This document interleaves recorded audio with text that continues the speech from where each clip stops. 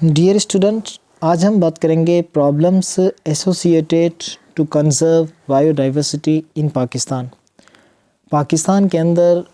Bio diversity جو life کی variety ہے، لائف کے مختلف اقسام ہیں، جو ہمارا فلورا اور فانا ہے، ان کو تحفظ دینے کے حوالے سے جو جڑی ہوئی مسائل ہیں ان کے اوپر آج ہم ڈسکس کریں گے۔ وہ کون سے مسائل ہیں جس کی بنیاد پر ہم بایو ڈائیورسٹی کو اتنا نظر انداز کر رہے ہیں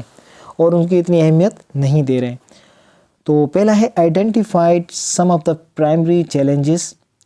ٹو امپلیمنٹ بایو ڈائیورسٹی۔ آئیے جاننے کی کوشش کرتے ہیں جو بنیادی وہ کون سے چیلنجز ہیں، وہ کون سے مسائل ہیں جو کہ بایو ڈائیورسٹی کے جو قانون ہیں ان کو ہم امپلیمنٹ نہیں کر پا رہے ہیں۔ ان مسائل کو جاننے کی ہم پہلے کوشش کرتے ہیں کہ ان کی وہ کون سے پرابلم ہیں جس کی بنیاد پر ہم بایو ڈائیورسٹی کو جو ہے وہ امپلیمنٹ نہیں کر پا رہے ہیں، اور بایو ڈائیورسٹی جو ہیں وہ ہمارے جو ڈیسیشن میکرز جو ہیں ان سے مسلسل نظر انداز کی جا رہی ہے۔ ایکشن پلانس جو بنتے ہیں ان میں ایسی کون سی کوتاہی ہوتی ہے، ذرا ان کو دیکھتے ہیں۔ Lack of awareness of environmental issues on the part of decision makers and civil society. ایک تو جو سول سوسائٹی کے جو ممبر ہوتے ہیں اور جو ڈیسیشن میکرز ہوتے ہیں جو کہ قانون بناتے ہیں، وہ خود اتنے اویئر نہیں ہوتے ہیں انوائرمنٹل ایشوز سے۔ انوائرمنٹل ریلیٹڈ جو پرابلمس ہوتے ہیں، یہ کرنا چاہیے کہ جو انوائرمنٹل کا لائجسٹ جو ہوتے ہیں، انوائرمنٹ کے جو ماہر ہوتے ہیں، بایولوجسٹ جو ہوتے ہیں، ایکولوجسٹ جو ہوتے ہیں، ان کو بٹھا کر ان کے بعد جو ہے انوائرمنٹل کے ایشوز کے حوالے سے جو ہے قانون بنائے جائیں۔ لیکن یہاں پہ جو ڈیسیشن میکرز ہوتے ہیں اور سول سوسائٹی جو ہوتی ہے وہ صرف اور صرف اپنا فائدہ اور اپنا نفع دیکھتی ہے، اور جو بایو ڈائیورسٹی ہے اس کو مکمل نظر انداز کیا جاتا ہے۔ اس کے بعد ہے weak capacity of government department, lack of individual capacity and incentive for performance. اب جو ہمارا گورنمنٹ کا جو ڈپارٹمنٹ ہے انوائرمنٹل ایشوز کے حوالے سے، اس ڈپارٹمنٹ کے اندر بھی فنڈنگ بہت کم رکھی جاتی ہے اور اس کو بالکل ہی نظر انداز کیا جاتا ہے۔ جو بڑی بڑی منسٹریز ہیں ان کے اندر تو بہت زیادہ پیسہ لگایا جاتا ہے، لیکن انوائرمنٹل جو ادارہ جو ہوتا ہے اس کو بہت کم فنڈنگ کی جاتی ہے، اور اس ایشوز کو جو بڑے بڑے جو ہمارے سائنٹسٹ جو سیاست دان ہوتے ہیں وہ اس ایشوز کو بالکل ہی نگلیکٹ کر دیتے ہیں، اور اس کا نتیجہ جو ہے آگے چل کر بہت ہی بہت ہی خراب ہو سکتا ہے، کیونکہ ہم مسلسل ہماری جو بایو ڈائیورسٹی ہے، ہمارا جو فلورا ہے، ہمارا جو فانا ہے پاکستان کا، ان کو مکمل تباہ کرتے جا رہے ہیں، اور اس سے جو ہے انوائرمنٹل ایشوز بہت زیادہ بڑھ رہے ہیں پاکستان کے اندر، بیکاز آف دا زیادہ توجہ نہیں دی جا رہی ڈیسیشن میکر اور سول سوسائٹی کی طرف سے۔ اب problems associated to conserve biodiversity due to human intervention. آئیے ہم اس پہ ڈسکس کرتے ہیں کہ جو ہماری ایکٹیویٹیز ہیں، ہیومن کی جو ایکٹیویٹیز جو ہیں، وہ بایو ڈائیورسٹی کے تحفظ کو کس طریقے سے مسائل کے اندر گھیرتی جا رہی ہیں۔ انسانوں کی جو ایکٹیویٹی ہے، اس ایکٹیویٹی کی بنیاد پر بایو ڈائیورسٹی کے اوپر کون سے پرابلمس، خطرات لاحق ہو رہے ہیں، ان کے اوپر ہم بات کرتے ہیں۔ ہم بات کریں گے the international union for conservation of nature IUCN reported, ایک انٹرنیشنل ادارہ ہے جس نے ریسرچ کی ہے پاکستان کے اندر بایو ڈائیورسٹی کے یا دنیا کے اندر جو بایو ڈائیورسٹی کے حوالے سے جو ایشوز ہیں، اسپیشلی جو ہیومن کی طرف سے جو رکاوٹیں ہیں، جو مسائل کھڑے کر رہے ہیں دوسرے اینیملز کے لیے، اس کے اوپر ہم بات کرتے ہیں۔ تو ہیومن ایکٹیویٹیز کا کتنا نقصان ہوتا ہے، ایک انٹرنیشنل ادارے کی رپورٹس کے مطابق ہم بات کرتے ہیں 75% of genetic diversity of agricultural crops has been lost, یعنی کہ 75% جو ہماری اس جو جینیٹک ڈائیورسٹی ایگریکلچر کراپ جو ہوتا ہے ہمارا، جو یعنی کہ ہمارا جو دیسی کراپ جو جس علاقے کے اندر ہم رہتے ہیں، وہاں پہ جو ایگریکلچر کراپ جو اس علاقے کا ہوتا تھا، وہ 75% جو ہے لاس ہو چکا ہے، ختم ہو چکا ہے۔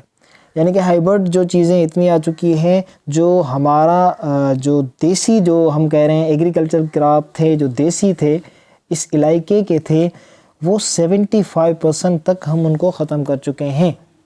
ان کا تحفظ ہم نہیں کر رہے ہیں اور نہ ہی ہمیں اس کا کوئی اندازہ بھی ہے۔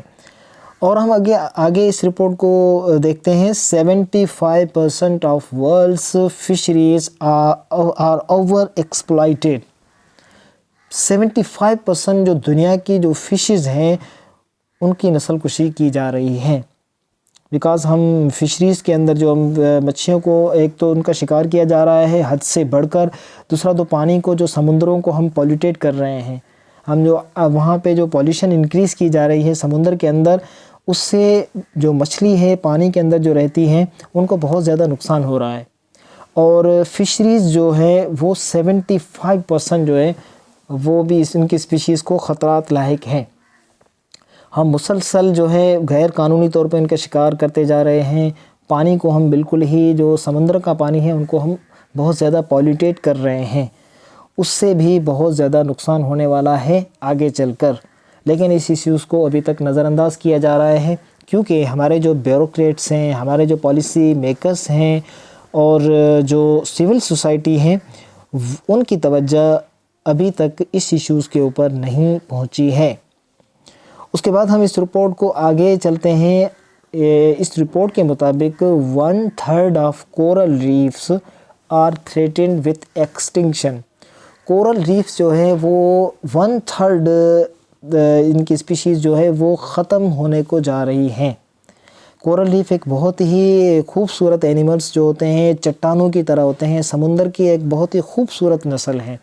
اس پہ اور بھی بہت ملٹی کلرڈ ہوتے ہیں، اس کے بہت سارے کلرز ہوتے ہیں، اور ان کے اندر بہت دوسری جو چھوٹی چھوٹی مچھلیاں ہوتی ہیں ان کے گھر ہوتے ہیں، وہاں پہ رہتی ہیں، اور ایک خوبصورت کریچر ہے جو سمندر کے اندر ہیں، وہ 1/3 تک ہم ختم ہو رہی ہے because of the human activities, industrialization کی وجہ سے۔ Man is the factor which is directly involve in the destruction of biodiversity. اب انسان جو ہے وہ ہی سبب ہیں بایو ڈائیورسٹی کو ختم کرنے کے حوالے سے۔ آئیے ہم اس چارٹ کی مدد سے سمجھنے کی کوشش کرتے ہیں۔ اربنائزیشن آف اور انڈسٹریلائزیشن، اب شہروں کی آبادی بڑھتی جا رہی ہے اور انڈسٹریز بہت زیادہ انسٹال کی جا رہی ہے۔ کیوں زیادہ کی جا رہی ہے؟ Because of the over population leads to the need of building. Population جو ہے وہ حد سے زیادہ بڑھ رہی ہے، اور پاپولیشن کو بڑھنے کی وجہ سے